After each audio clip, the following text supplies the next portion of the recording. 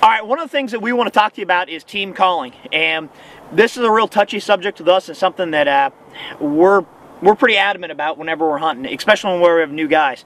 A crew of guys that hunt together a lot basically turns into a well-oiled machine. And Drew and I, we've been hunting together for a lot of years, and we've killed a lot of geese together. I can basically usually tell off pitch, cadence, and rhythm of what he's doing as to what geese are doing, and he can do the same with me. Learning how to work together and calling together as a team is way more important than what you can individually do on a goose call. There's a lot of guys out there that can make every sound in the book, but they don't kill geese. And anybody that seems to be able to blow a goose call, let me rephrase that. You deal with a lot of guys that can't blow a goose call very well, that constantly want to blow it when you're with them.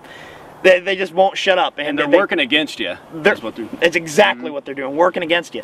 And then you have guys that are really good, but they're not the best field callers.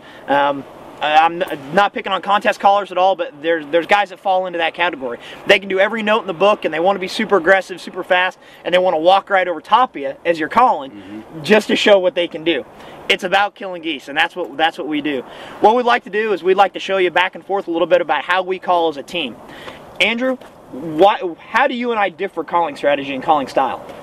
Well, I'm usually a little lower pitch than Nick is. He has a little higher tone than I am, and that's fine. It works. Just know the guys you're hunting with, know how they blow a call, and work with them and have them work with you. The lower pitch guy usually goes first, just like you hear geese, the rook, lick, rook, lick, and just play off each other's strengths and weaknesses. I mean, you have to work as a team to kill geese.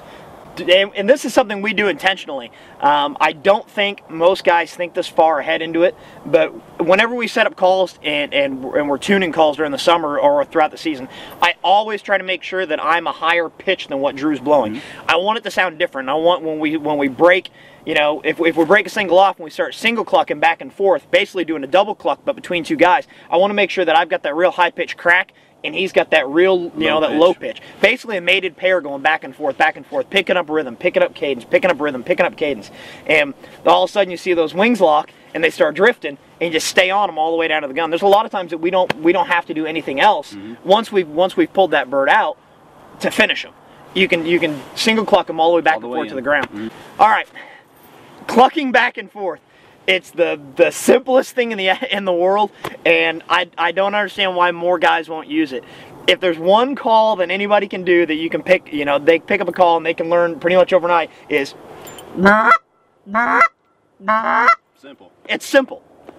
The right guys learn how to use it at the right time. Deadly, absolutely deadly. Geese do this every single day, especially mated pairs.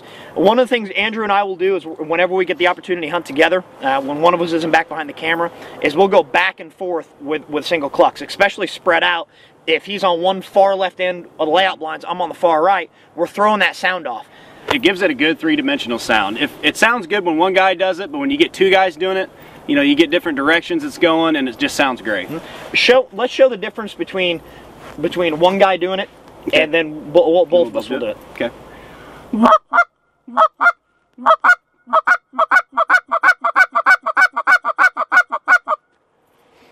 All right, now we'll show you what two guys do.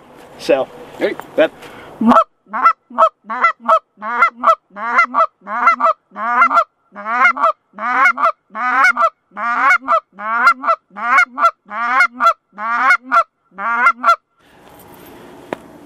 All right, now I'm going to step off camera about 10-12 feet, just like we're actually laying the layout blinds in the field.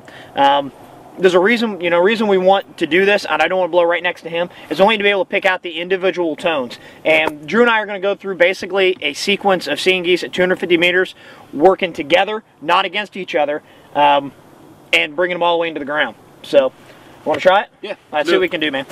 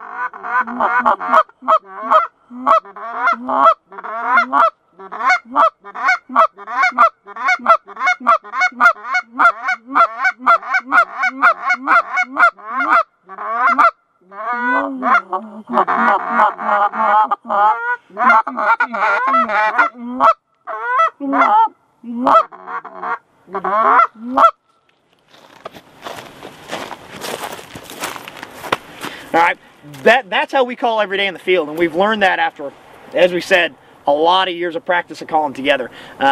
He and I can go back and forth pretty doggone fast when we need to. One thing about how we actually blow in the field, you know, contrary to how a lot of guys blow in the field, is the way calls are tuned and the way pitches are different. Drew blows a call that has a real goosey low end.